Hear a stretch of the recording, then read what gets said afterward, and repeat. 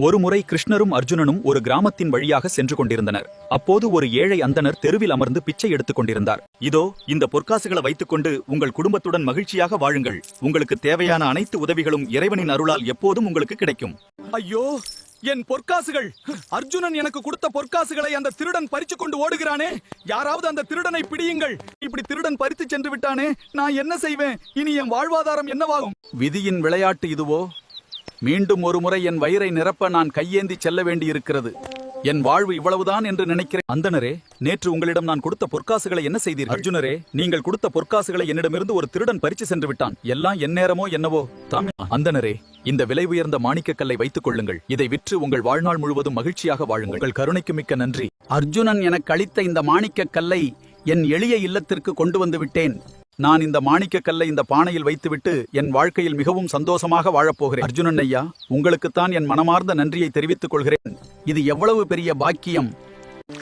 ஐயோ, நான் என்ன செய்து விட்டேன்? அந்த பொக்கிஷத்தை இப்படி தவற விட்டு விட்டேனே. இனிமேல் அதை எங்கே தேடுவேன்? எல்லாம் என் தவறுதான். என்னை மன்னித்து விடுங்கள். நீங்கள் மண்பானையில் விலை உயர்ந்த மாணிக்கக்கல்லை வைச்சதை நான் கவனிக்கவில்லை. தெரியாமல் அதை தண்ணிக்குள் ஊற்றிவிட்டேன். கவலைப்படாதே, எல்லாம் நம் நேரம். அர்ஜுனன் முதல் தடவை நமக்கு பொற்காசுகள் கொடுத்த போது அதை ஒரு திருடன் என்னிடமிருந்து பறிச்சு கொண்டான். இப்பொழுது விலை உயர்ந்த மாணிக்கம் தண்ணிக்குள் விழுந்தது. மீண்டும் அந்த அந்தணர் பிச்சை எடுப்பதை பார்த்த அர்ஜுனன் மிகவும் குழப்பமடைந்தார்.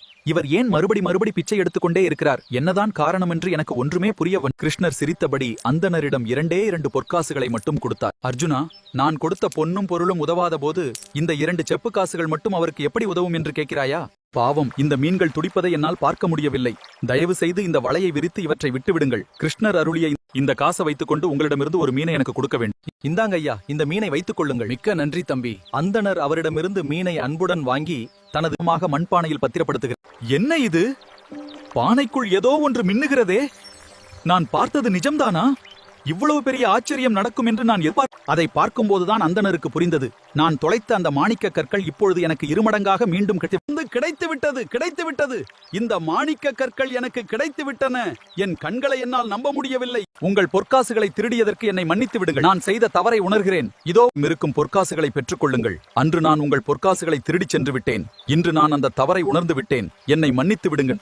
அர்ஜுனா, நீ பொன்னையும் மணியையும் அவரிடம் கொடுத்த போது அவர் மற்றவர்களின் தேவையை பற்றி கவலைப்படவில்லை. மாறாக அவர் தன் சுயநலத்தை பற்றி மட்டுமே சிந்தித்தார். நான் கொடுத்த 2 காசுகளை வைத்து அவர் மற்றொரு உயிருக்கு உதவ நினைத்தார். எப்போது நாம் பிறருக்கு உதவ தொடங்குகிறோமோ அப்போது மொத்த பிரபஞ்சமும் நமக்காக வேலை செய்ய தொடங்கும். அர்ஜுனர் கொடுத்த பொற்காசுகளையும் விலை உயர்ந்த மாணிக்க கற்களையும் நான் மட்டும் வைத்துக் கொள்ள வேண்டும் என்று சுயநலத்துடன் இருந்தேன். அதனால்தான் எந்த பொருளும் எனக்கு கிடைக்கவில்லை. கிருஷ்ணர் கொடுத்த 2 செப்பு காசுகளை நான் அந்த மீனை காப்பாற்றுவதற்காக பயன்படுத்தினேன். தொலைந்த எல்லா பொருட்களும் எனக்கு கிடைத்து விட்டது. நாம் எவ்வளவு கஷ்டத்தில் இருந்தாலும் நமக்கு கிடைத்த பொருட்களை பிறருக்கு உதவும் குணம் வேண்டும். என்னை போல் சுயநலமாக இல்லாமல் மற்ற உயிருக்கு உதவும் குணத்துடன் இருங்கள்.